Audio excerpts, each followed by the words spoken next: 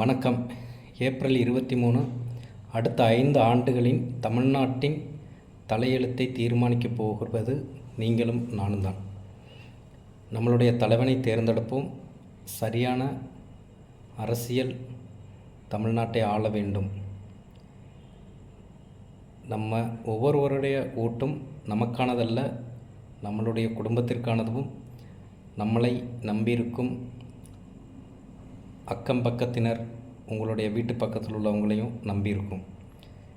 இந்த இடத்துல நம்மளை ஏமாற்றுவதற்காக கரைவேட்டிகள் நம்ம வீட்டை நாடலாம், நம்மளுடைய துணிகள் துவைக்கலாம், டீ கடையில் டீ ஆற்றலாம், தோசை கடையில் தோசை போடலாம், பரோட்டா போடலாம். நம்பி ஏமாந்து விடாதீர்கள்.